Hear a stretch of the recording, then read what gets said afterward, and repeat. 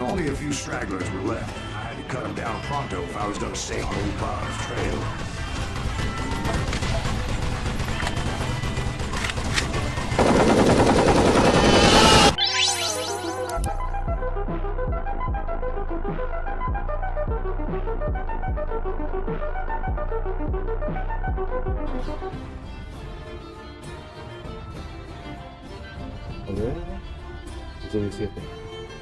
It was 1868, and me and my older brothers were pulling a tidy profit running cattle into Juarez, Mexico. One night after my brothers retired for the evening, I found a little poker game in a cantina with a couple of cowboys. And I just couldn't move. I even won an old Spanish coin that had to be 100 years old. Well, I was mighty pleased with myself the next morning as my brothers and I rode for Texas. But before we crossed the border, those cowboys caught up with it. It was Johnny Ringo, Roscoe Bob Bryant, and another asshole named Jim. They wanted their money back and everything else we had, including our lives, as those boys didn't want us coming for them later. Bob put that old Spanish coin in my mouth and said, "I won't have it said that I left you with nothing, boy." Una mierda. Well, those horses bolted, and there we hung as those bastards rode away. The branch finally snapped under the weight of the three of us, but being my older brothers were bigger and heavier, they were already dead. And right then I swore to myself that I would avenge them. Ringo you know about. But Bob eluded me, until I heard he was riding with the Wild Bunch.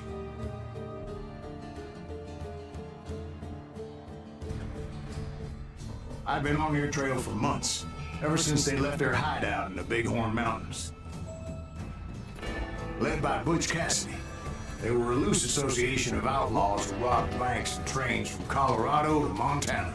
Among them was the Sundance Kid, and that murderous hombre I was tracking, Roscoe Bob Bryant. You were part of that giant Pinkerton posse after the Wild Bunch? No, boy. A circus like that would have slowed me down. Besides, I wanted Bryant all to myself. Okay. I'd heard about a large shipment of gold being transported to Wilcox, Wyoming on the Overland Flyer.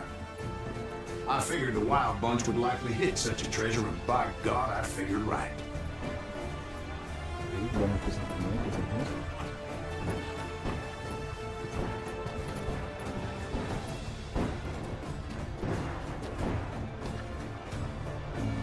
They blew the bridge with the intention of forcing the train to stop.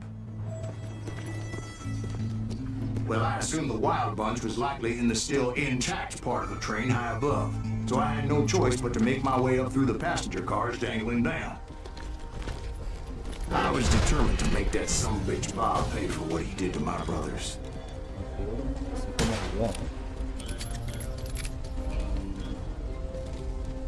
¿Cómo es que chico mis habilidades, no? ¿No se podían chicar? Creo que no.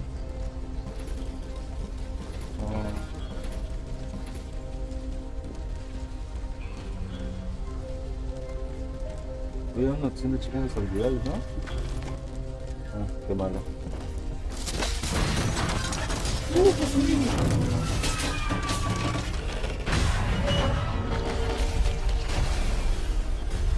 Estoy mucho mierda. Entonces, ¿verdad?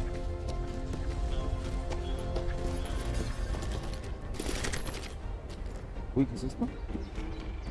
Posible cortado. Ok, y escopeta.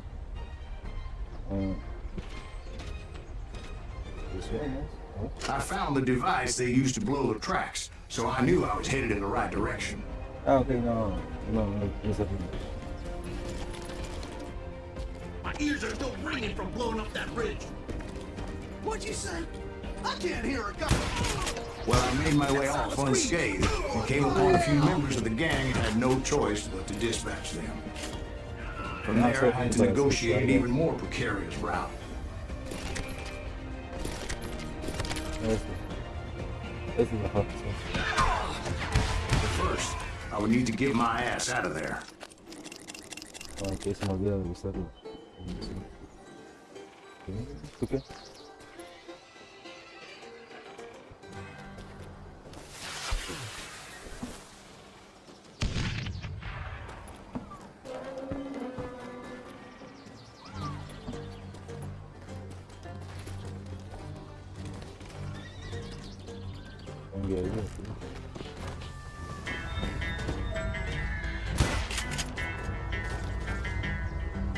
Le di el...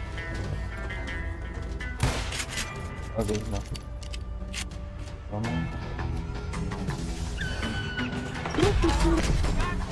I jumped from the frying pan into the fire as the train was clearly fixing to fall. I had found the gang, but in order to find old Bob, I needed to fight my way forward past a whole passel of desperados. Outside, inside, any way I could, I made my way towards my prey. You can't fight James, gang!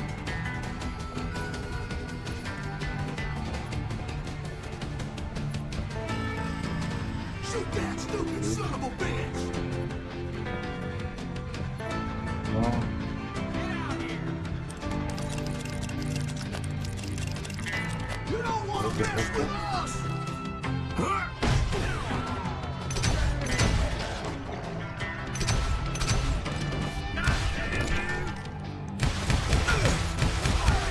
Well, what about the passengers? It was mostly a freight train, as I recall. There were no passengers aboard that day. No. No.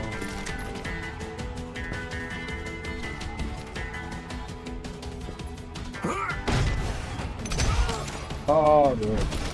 Oh, bueno ese.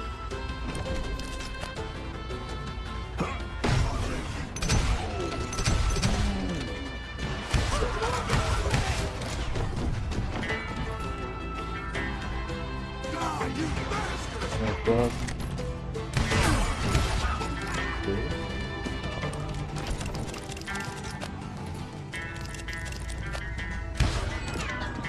Ah, no se mueve.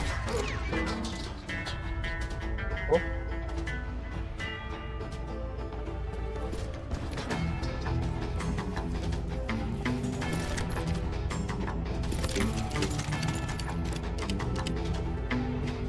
Acercar más munición.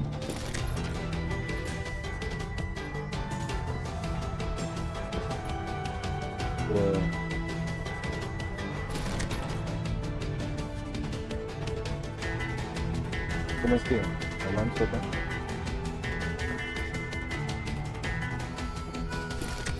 As I mentioned before, I am not fond of heights.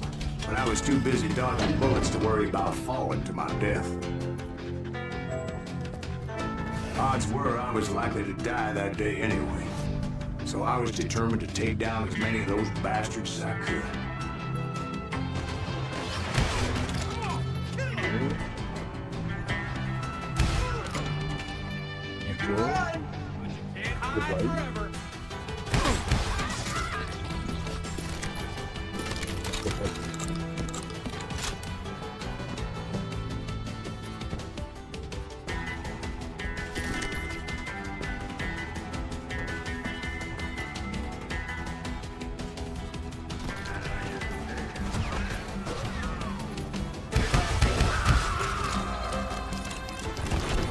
Times it was like shooting ducks in a shooting gallery. Okay, justo lo The miraba only de difference is these damn ducks shot back.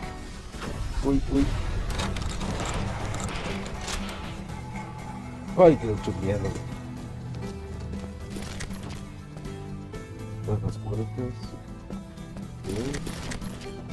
Munición. Sí. Supongo que es el otro lado. Ah, no. I kept hoping the law would show up and give me a hand. Like that giant Pinkerton posse that I read about. Did they come riding in, guns a-blazing to help? ¿Cómo así?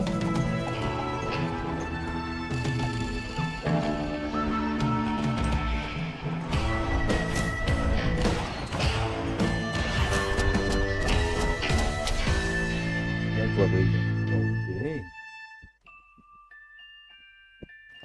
Help? From the Pinkertons? No, son. I had to fight the wild bunch all by my lonesome, as usual. Ah, XD. Ah. Who the hell is that? Get out of his mind! Cover! Train! God damn, raw dog!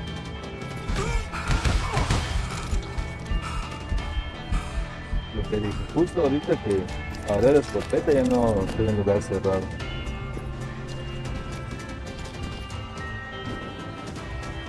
He's killing everybody. He'll kill us all. Right, maker. God damn it, that head on. You ready? What the fuck? ¿Sí? ¿Qué demonios? Viene arriba.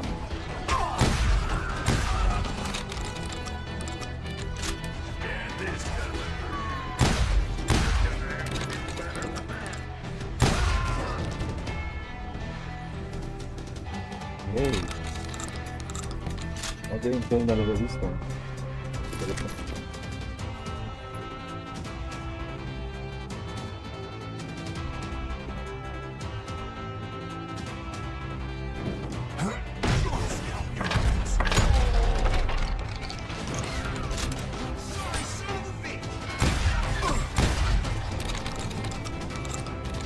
You better hide.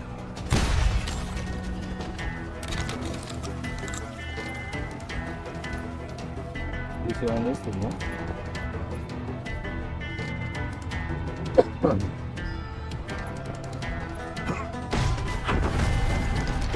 My guess is those dime novels didn't portray this as it happened, did they?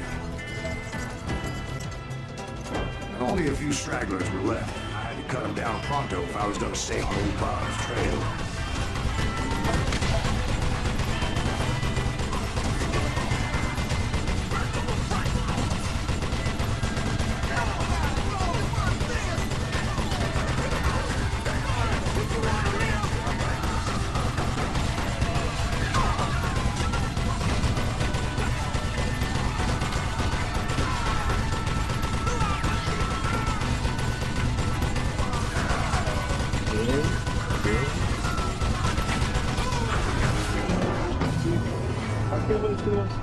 Once I silenced all those guns, I went searching for my nemesis, determined to finally have my justice. But the only survivor who welcomed me was George Flat-Nosed Curry. Who was he? The fastest gun in the gang. Right after Sundance, I mean. And Kid Curry. And maybe Elsie Lay. Though some folks might dispute that.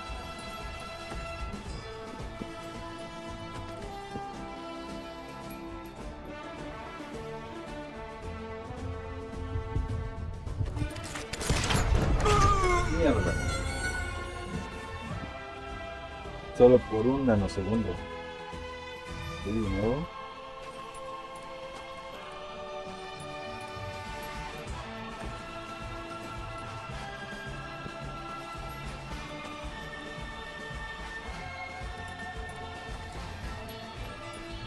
El tipo se mueve mucho.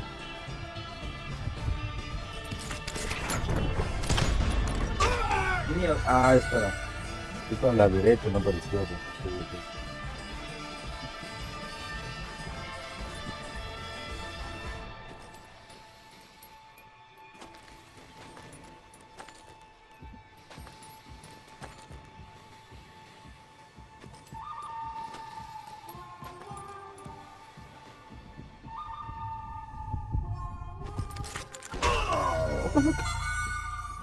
Ah, no jodas. Ahora me distraje.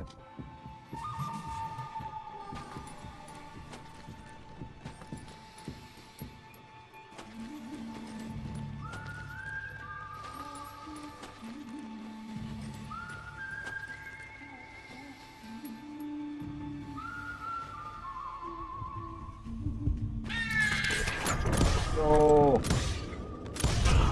On that very same day, Butch Cassidy and the Sundance Kid decided to leave the Wild Bunch behind and decamp for South America. Mierda, no, le disparé antes de tiempo. They ended up living down there for many years, but I'm sure you already know all about that. Ah, me falló.